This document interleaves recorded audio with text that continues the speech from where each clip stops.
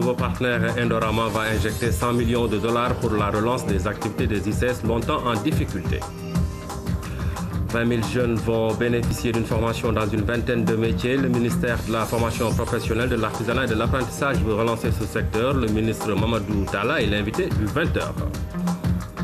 Dans la rubrique économie du jeudi, nous parlerons d'économie générationnelle. Le concept est intégré par les pays développés dans la définition de leur politique publique. Le Sénégal est le premier pays francophone d'Afrique à l'expérimenter. Et puis les bateaux Agen et Djambogne réceptionnés par le ministre de la Pêche et de l'économie maritime. Ces navires fabriqués en Corée du Sud vont contribuer au désenclavement des régions de la Casamance et du Sine Saloum. L'annonce a été faite hier. Les industries chimiques du Sénégal ont un nouveau partenaire et pas des moindres. Le groupe Indorama met sur la table 100 millions de dollars, ce qui est parti pour remettre sur les rails un complexe longtemps en difficulté. Aujourd'hui, l'heure d'un nouveau départ a sonné. Nous y reviendrons avec Aram Daoua. 20 000 jeunes vont bénéficier d'ici à 2017 d'une formation dans une vingtaine de métiers. 500 jeunes ont été formés. L'artisanat, un secteur important dans l'économie, va bénéficier d'une enveloppe d'1 milliard de francs destinée à l'aménagement de sites pour les acteurs du secteur.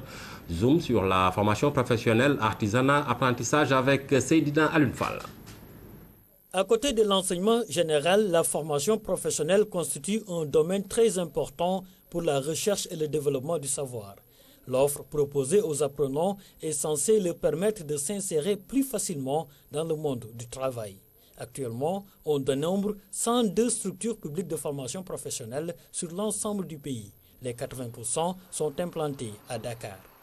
C'est cela qui explique, comme vous l'avez suivi les mois derniers, la série de pauses de première pierre que M. le ministre de la formation professionnelle, de l'apprentissage et de l'artisanat a procédé autour de centres de proximité qui sont implantés en milieu rural pour un peu équilibrer la carte de formation professionnelle technique de manière à exploiter les potentialités locales et de fixer les jeunes dans leur terroir.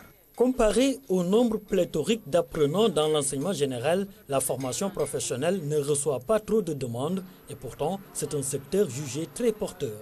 Je crois qu'il y a un travail à refaire en termes d'orientation des apprenants, en termes d'information des parents sur les opportunités, possibilités qui existent et les passerelles qui existent et qui donnent une voie légale à un apprenant de pouvoir passer dans la formation professionnelle et d'aller vers un cycle d'ingénieur.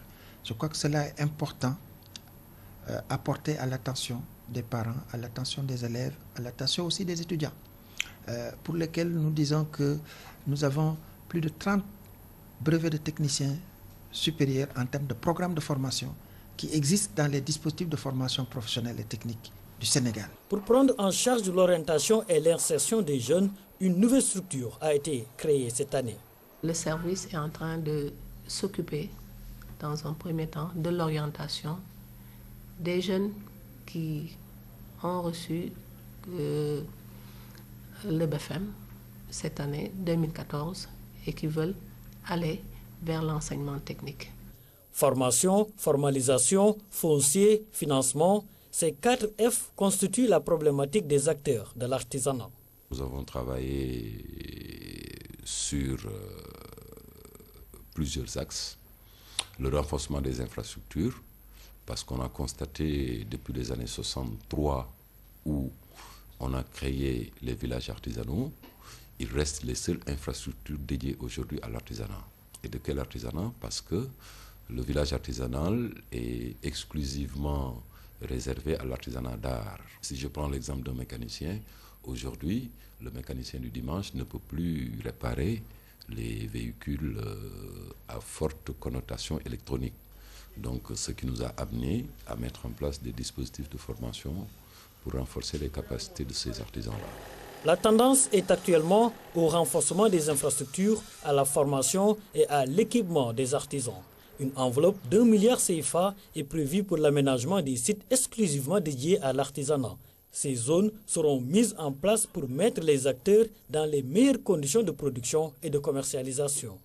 Les ZODAR, c'est-à-dire des zones de développement artisanal, qui seront à la fois des zones de production, avec une partie commercialisation, et une structure de renforcement de capacité, une unité de formation pour renforcer les capacités des artisans qui vont travailler là-dessus. En plus de ça, nous avons travaillé aussi sur la mise en place des SECA. C'est des sites d'exposition et de commercialisation artisanale. Pour mieux outiller les artisans, un travail de cadrage et de planification de la politique d'apprentissage est en train d'être mené dans toutes les régions.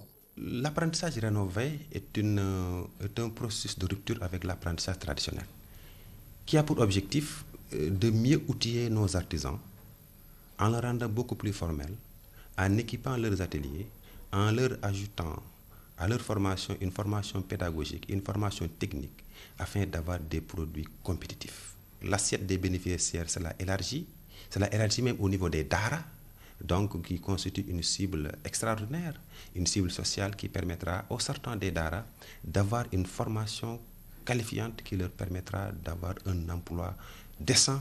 En 2 ans, plus de 500 jeunes ont été formés et d'ici 2017, dans toutes les régions, 20 000 autres jeunes devront eux aussi bénéficier d'une formation dans une vingtaine de métiers. La formation professionnelle, l'artisanat et l'apprentissage, un secteur en devenir. Pour aller plus loin sur la question, nous avons sur ce plateau le ministre de tutelle, Mamadou Talla, ministre de la formation professionnelle, de l'artisanat et de l'apprentissage. Bonsoir, monsieur le ministre. Bonsoir. Alors, monsieur le ministre, on a vu dans ce sujet qui vient de passer que ça bouge dans ce secteur de la formation professionnelle, de l'artisanat et de l'apprentissage. Alors, vous avez, à votre arrivée, initié une réforme du secteur. Quels en étaient les fondements, justement? Merci beaucoup. La première réflexion était que, depuis 2006, nous avions une loi, la loi d'orientation de la formation professionnelle, qui était dans le circuit. Alors, tous les acteurs, tout le monde s'est mobilisé et, enfin, nous avons cette loi qui a été adoptée en Conseil des ministres. Et cette loi d'orientation intègre l'ensemble donc des réformes que nous voulons impliquer, en tout cas impulser, au niveau de la formation technique et professionnelle au Sénégal, directement connectée vers les secteurs productifs tels que l'artisanat. Mais entre la formation professionnelle et l'artisanat, un boulevard extrêmement important, c'est l'apprentissage qu'il faut donc réorganiser, rénover et puis orienter beaucoup de jeunes dans ce domaine. Parce qu'en définitive, l'apprentissage ne devrait pas être considéré... avant, quand on parle de l'enseignement technique, il y avait des préjugés. Et quand on parle également de l'apprentissage, les Sénégalais, il y en a beaucoup qui n'ont pas encore compris que ça peut être un choix très tôt de se dire que moi, je veux être formé par alternance, je veux être formé comme un apprenti. Et d'ailleurs, aujourd'hui, dans le monde entier, on voit des personnes diplômées dans le supérieur qui ont des licences, le master, mais qui d'un seul coup se disent que non, ce n'est pas ma voie, et ils reprennent au niveau BEP une formation par alternance dans un secteur qui les intéresse, et après ils créent eux-mêmes leur structure. Donc c'est toute cette réforme qui est en train d'être mise en œuvre, et au niveau régional, nous avons fini donc d'implanter beaucoup de comités, et ça nous a permis, dès l'année dernière, de certifier. Et c'était une grande cérémonie à Louga où on a certifié, où on a donné des diplômes. Il fallait le voir, pour la première fois, à ces menuisiers, à ces mécaniciens, ils ont eu leur CAP en main. Parce qu'ils avaient l'expertise, ils avaient l'expérience, mais il fallait qu'ils soient aussi formés dans d'autres domaines qui complètent la formation qu'ils ont eue au niveau des ateliers. Alors, on va développer cette question de l'apprentissage dans quelques minutes, mais maintenant, vous avez parlé de ces réformes que vous avez initiées. Quelle est votre vision? Quel type de secteur de la formation professionnelle, de l'artisanat, vous voulez être?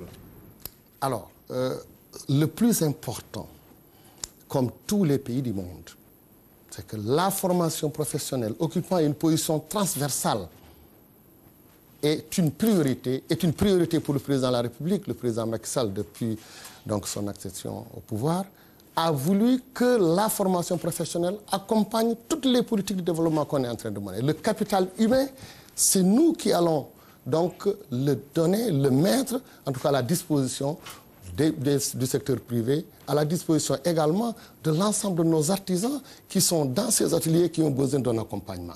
Et donc, il fallait revoir l'orientation qui était donnée à l'enseignement technique qui existait ici et plusieurs petits centres aussi de formation professionnelle qui avaient une vocation dans la couture, dans la restauration. Mais nous avons plusieurs secteurs qu'on n'a pas encore touchés, comme l'aviculture, l'horticulture, le tourisme, et c'est tout ça qu'on a mis donc dans cette grande réforme au niveau de la loi d'orientation et plusieurs décrets aussi qui arrivent qui nous permettraient d'avoir une formation professionnelle qui accompagne tous les secteurs qui développeraient le Sénégal.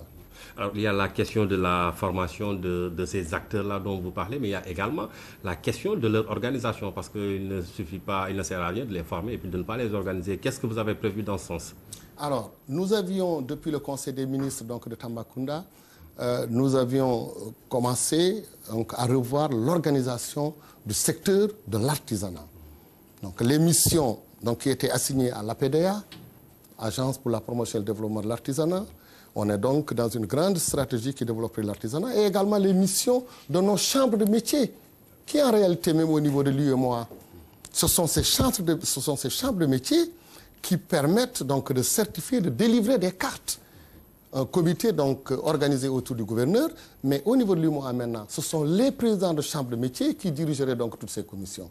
Alors, la réforme, l'organisation des chambres de métiers que nous avons commencé, nous allons le finaliser. Et c'est à partir de là que ces ateliers, ces artisans qui sont au niveau régional, autour donc de ces chambres de métiers, aidés et accompagnés en tout cas par le ministère de la formation professionnelle, qui nous permettra de généraliser donc toute cette formation au niveau national.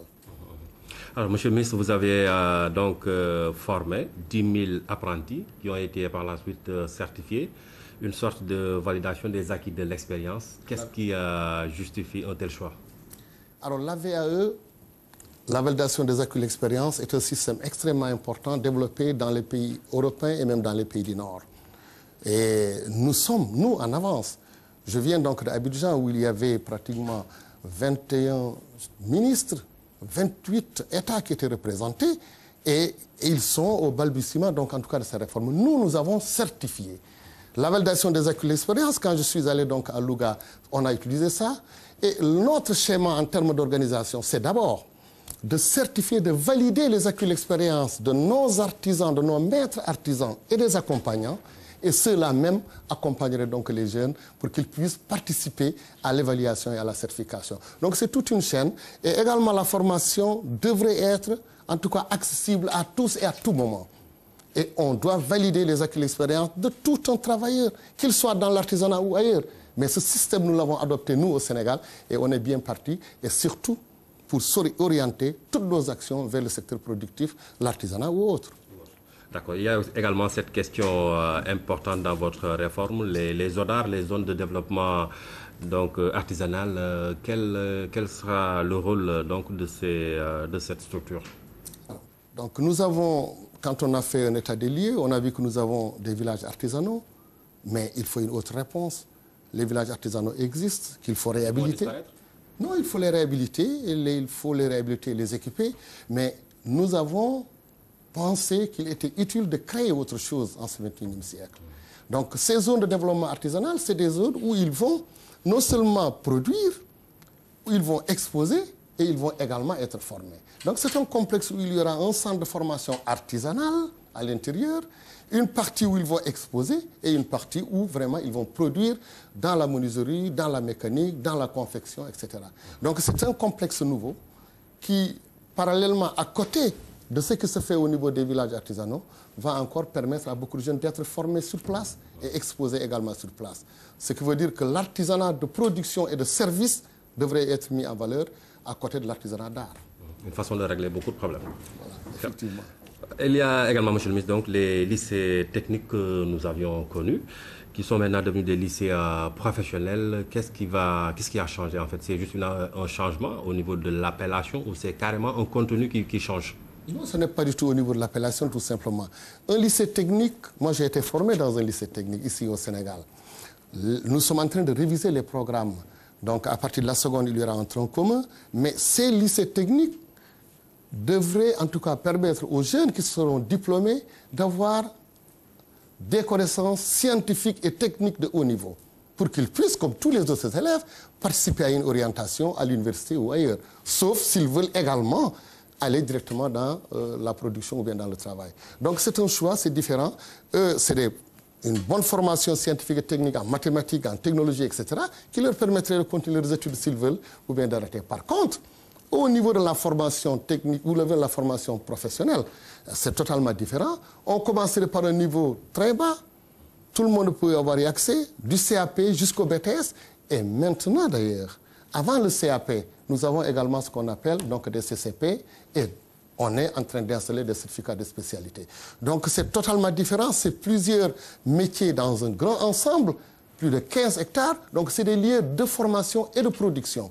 Alors, dans plusieurs métiers, nous prenons seulement le bâtiment. Si nous prenons le bâtiment, tout simplement, permettrait donc aux jeunes d'avoir plusieurs métiers en même temps. Ils vont dessiner, ils vont mesurer, ils vont faire le mur, etc., jusqu'à la protection, jusqu'à la détection, jusqu'à l'éclairage. Donc vous voyez plusieurs métiers qu'on pourrait former avec une approche par les compétences qui leur permet rapidement d'avoir une compétence et de travailler dans ce domaine. Ça n'a rien à voir avec l'enseignement scientifique et technique. Voilà, monsieur le ministre, c'est bien dit. Nous vous remercions d'avoir répondu à nos questions et nous vous souhaitons également... Vous voulez ajouter quelque chose? Oui, je voulais ajouter, bon, disons, on ne peut pas finir ce sujet extrêmement important. Allez-y alors. Non, je voulais tout simplement dire qu'au Sénégal, ce que nous avons fait dans le domaine de la formation professionnelle pour montrer que la solution, elle est là, la voie, elle est là. Avec le MCA, quand on est allé à Kolda, il fallait trouver 110 jeunes à former dans des métiers ciblés, comme la topographie, comme des conducteurs d'engins. On les a formés en 2 mois. Ils ont eu leur certification, ils sont allés travailler. Ça, c'est un exemple pour inciter, pour dire que tous nos centres de formation professionnelle, du centre Sénégal-Japon au centre le plus petit qui se trouverait au fin fond du Sénégal, maintenant tout est ouvert, en tout cas aux artisans. La dernière fois, c'est au centre Sénégal-Japon qu'on a amené des mécaniciens pour qu'ils puissent utiliser donc, des machines qu'on appelle des valises diagnostiques. Parce qu'on ne répare pas comme on réparait il y a 15-20 ans.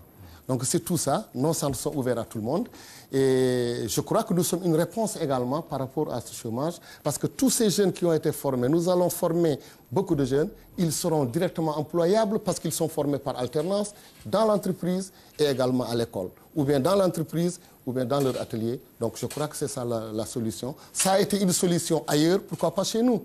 Nous y croyons et nous allons réussir. Pourquoi pas? C'est en tout cas des métiers qui évoluent et il faut s'adapter. Monsieur le ministre, merci. Monsieur Mamadou Talla est le ministre de la formation professionnelle, de l'artisanat et de l'apprentissage. Il était venu ici nous parler de la réforme de ce secteur. Les bateaux Agen et Djambogne qui étaient dans des chantiers navals à Busan en Corée du Sud ont été réceptionnés par le ministre de la Pêche et de l'économie maritime.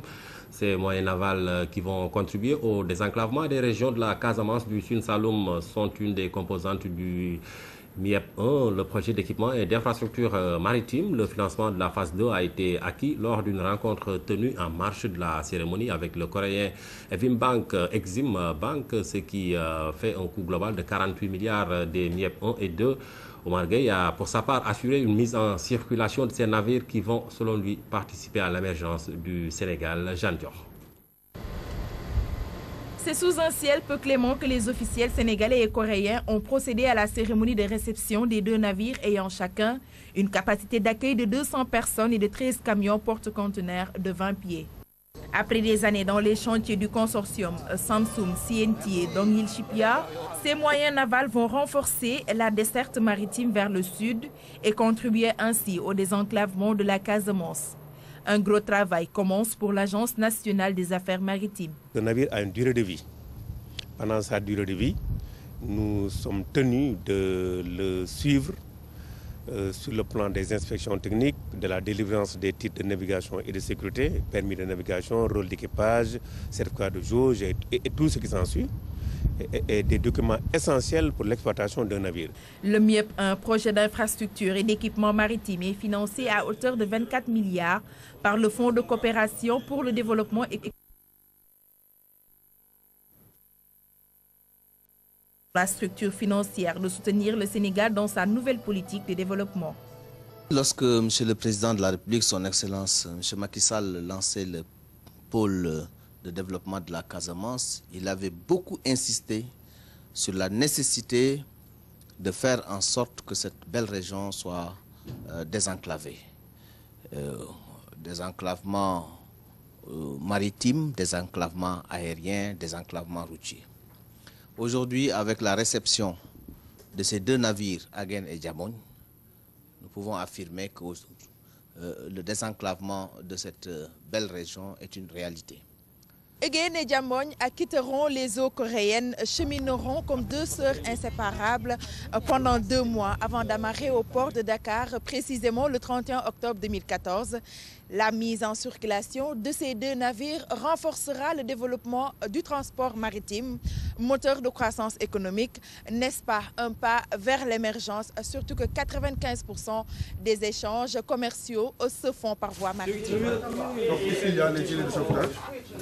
Après le MIEP 1, le projet d'infrastructure et d'équipement maritime 2 dégage ses perspectives, une drague et ses accessoires nautiques pour l'aménagement des voies navigables au Sénégal et la construction d'un dépôt de stockage d'hydrocarbures d'une capacité de 10 000 tonnes à Ndahonga dans la région de Fatick. Le ministre vient tout de suite de convaincre les autorités coréennes, notamment la KXM Bank, lors de la réunion qu'on a eue tout à l'heure, de financer la deuxième phase du MIEP, dit MIEP 2, mais dans la configuration proposée par le Sénégal. Et là, vraiment, nous sommes enchantés de ce succès.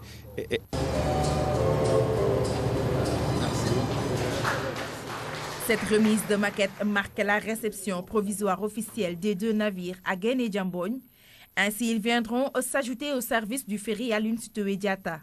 Ensemble, ils vont contribuer à l'amélioration des services de transport maritime et fluvial, un moyen aussi de rendre les 2 régions naturelles du Sine Saloum et de la Casamance plus attractives via les relations commerciales permanentes tant au niveau national qu'international. Voilà, c'était Jeanne Dior, envoyé spécial à Busan, en Corée du Sud. Je vous le disais un peu plus tôt, les industries chimiques du Sénégal ont un nouveau partenaire, et pas des moindres. Le groupe Indorama met sur la table 100 millions de dollars, ce qui est parti pour remettre sur les rails un complexe longtemps en difficulté. Aujourd'hui, l'heure d'un nouveau départ a sonné à Ramdaou. La santé des ICS est déclinante depuis pratiquement une décennie. L'agonie du plus grand complexe industriel du pays avait fini de mettre dans le rouge bien des pans de l'économie nationale.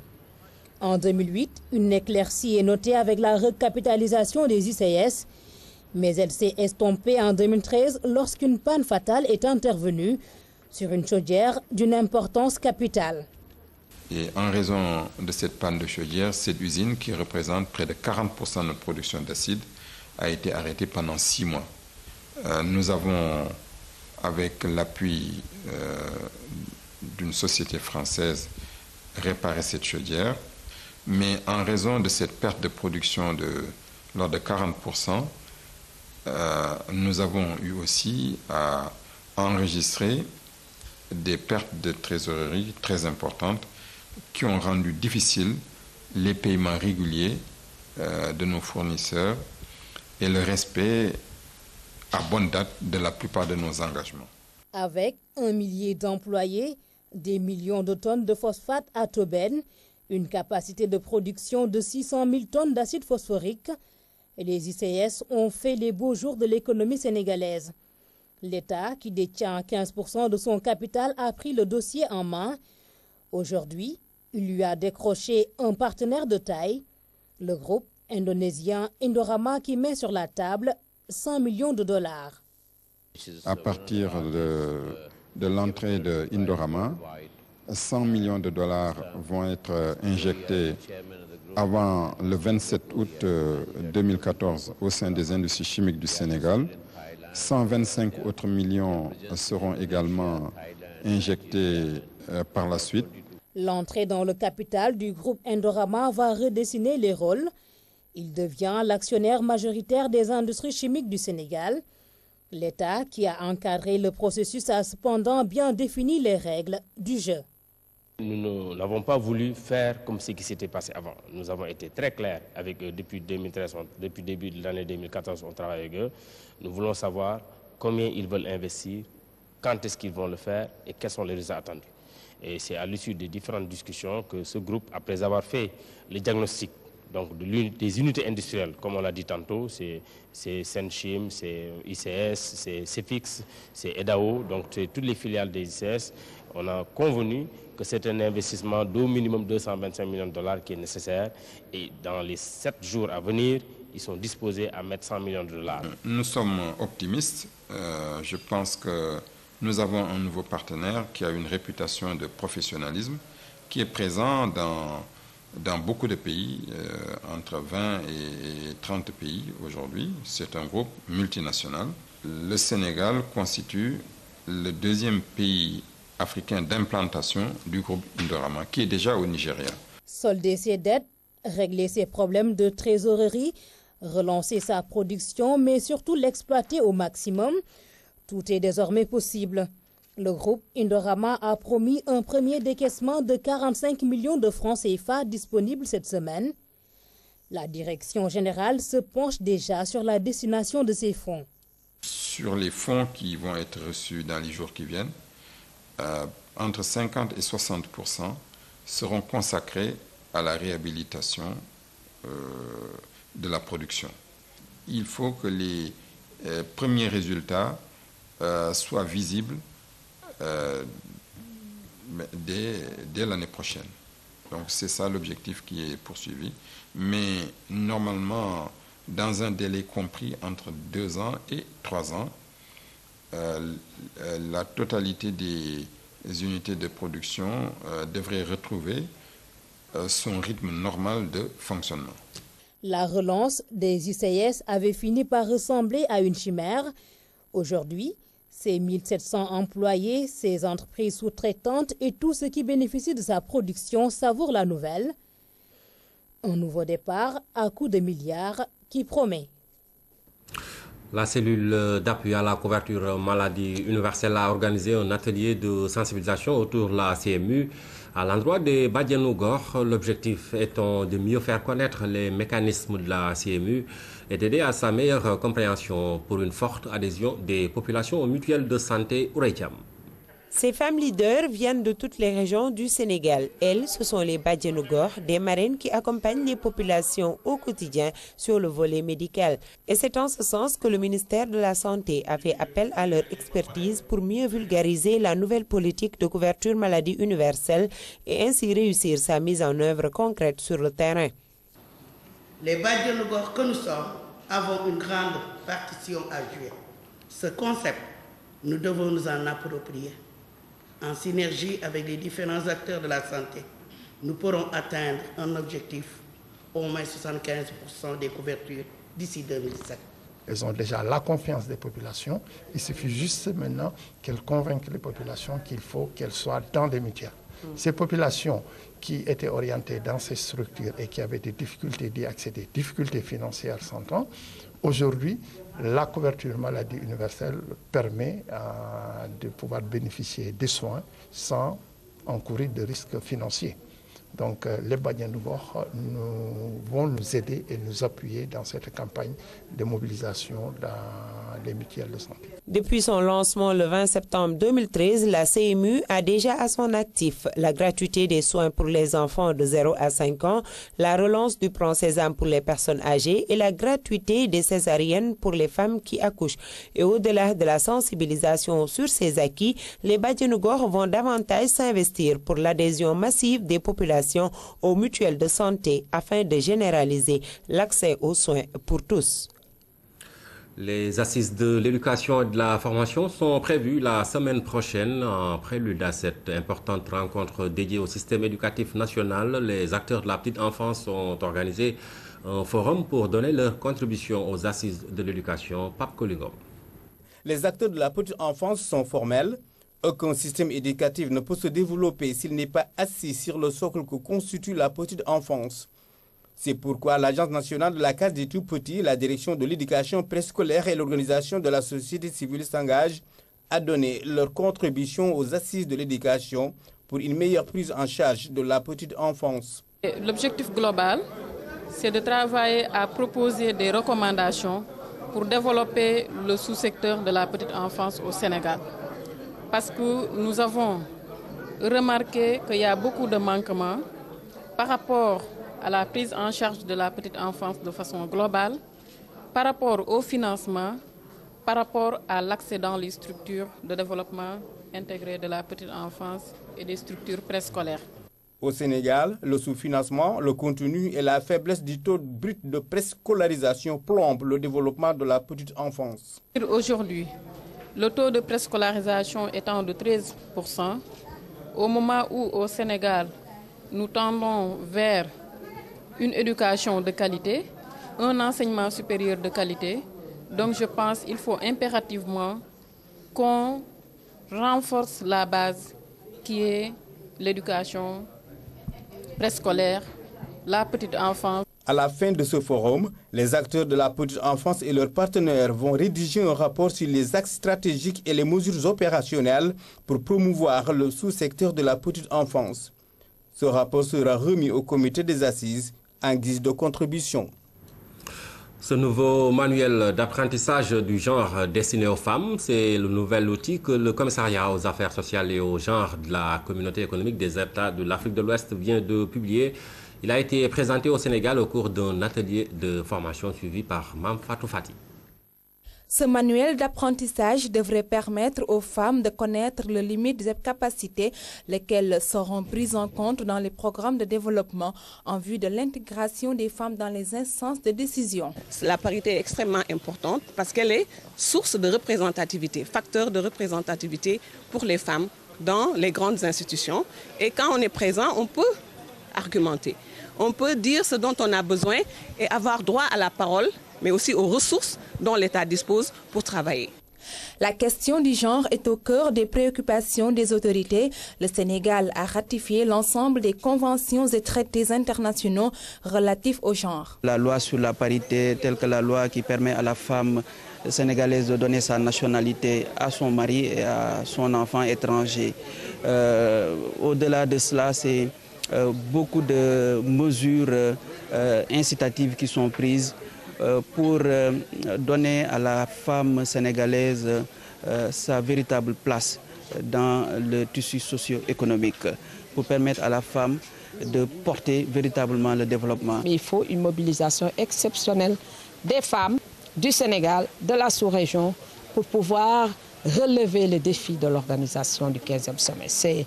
Je pense que j'étais venue pour apporter ce message. Au-delà de ce manuel, les acteurs veulent que l'intégration de la politique du genre soit effective dans les instances de décision africaines, un défi à relever. Le Sénégal à l'heure de l'économie générationnelle, le concept développé par le prix Nobel Paul Samuelson n'est pas nouveau. Depuis près de 3 décennies, les pays développés l'intègrent dans la définition de leur politique publique. La notion économie générationnelle met en corrélation, j'y arrive, l'économie et la démographie. Le Sénégal est le premier pays francophone d'Afrique à l'expérimenter. Une séance de restitution a réuni différents acteurs concernés par une telle approche d'Ahaba. La richesse de certaines nations se mesure habituellement par des agrégats tels que le produit intérieur ou le revenu national brut, entre autres. L'économie générationnelle va plus loin en essayant de répondre à une série d'interrogations. Qu'est-ce qu'on consomme? Parce qu'un enfant, ce qu'il consomme, c'est les parents qui payent. Ils ne travaillent pas, mais ils consomment.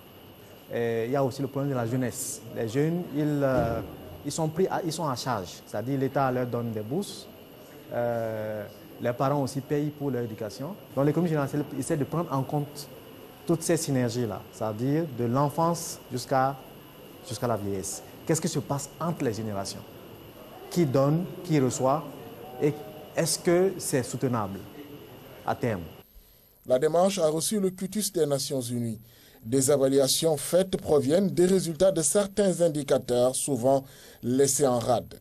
Un enfant à 0 ans, il est né, c'est un bébé, il consomme, mais il n'a pas de revenus. Voilà.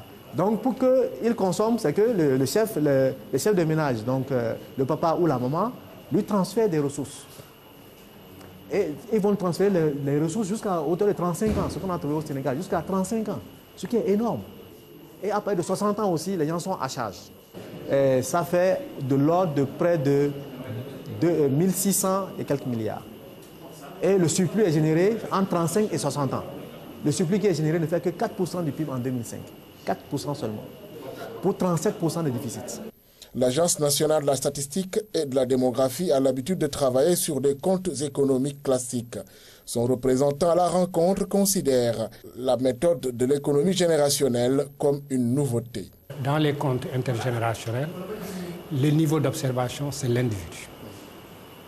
Donc ça nous permet de voir maintenant ce que nous avons comme agrégat, comment maintenant ça agit sur l'individu. Si aujourd'hui on a le travail domestique des femmes, on estime qui est de l'ordre de 10% du PIB. 10% du PIB, en 2011, c'est de l'ordre de 520 milliards. Ça veut dire quoi? Ça veut dire que c'est le travail que la femme fait à la maison, à s'occuper de l'enfant, à faire la cuisine, qui n'est pas pris en compte par les comptes nationaux classiques. C'est l'équation qui met en rapport les revenus qui rentrent dans le ménage et l'utilisation que le ménage fait de ce revenu. Donc il y a la consommation, il y a l'épargne et il y a les transferts. Maintenant, du côté des revenus, il y a le revenu du travail, le revenu de la propriété et les transferts que le ménage reçoit. Le Centre d'études de politique pour le développement, CEPOD, à cheval entre l'administration et le monde académique, reconnaît la pertinence du concept et retient dès à présent 3 niveaux d'analyse. Mesurer ce qu'ils appellent la dividende démographique lié au fait que la population est jeune.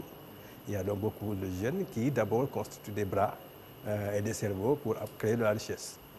Maintenant, comment mesurer l'ampleur de cette dividende et susciter davantage de prise de conscience sur la nécessité de trouver des emplois. Un deuxième, c'est tout le débat sur la prise en compte du genre, c'est-à-dire de la contribution des femmes dans l'économie. Et l'autre aspect qui est aussi un élément de la discussion, c'est le travail domestique, qui est un travail qui se fait pas nécessairement contre paiement, mais qui occupe, disons, l'individu.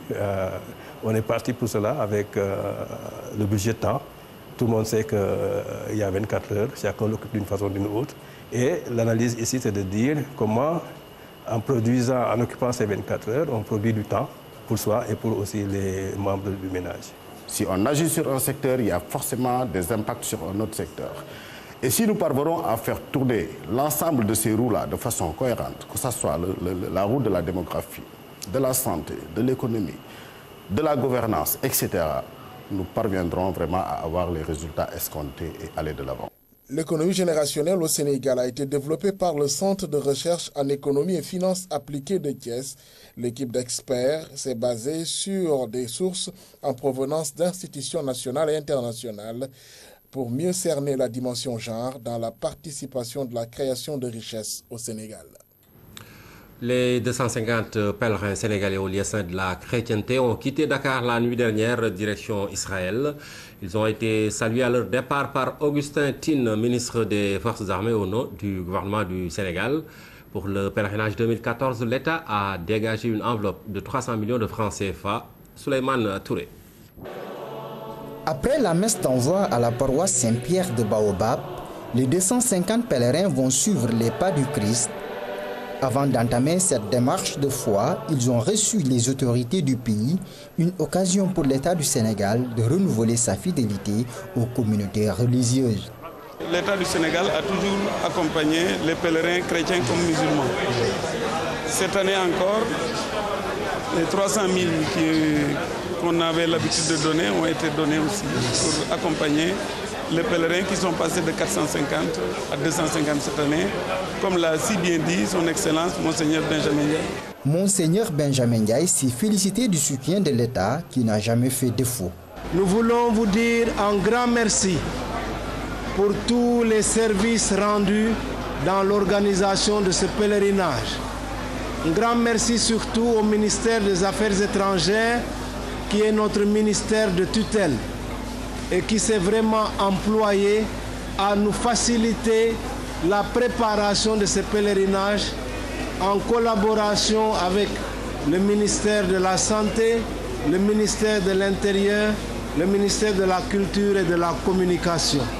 Accompagnés de leurs parents et amis, les pèlerins se sont réjouis de la visite des autorités et ont décidé de prier pour notre pays.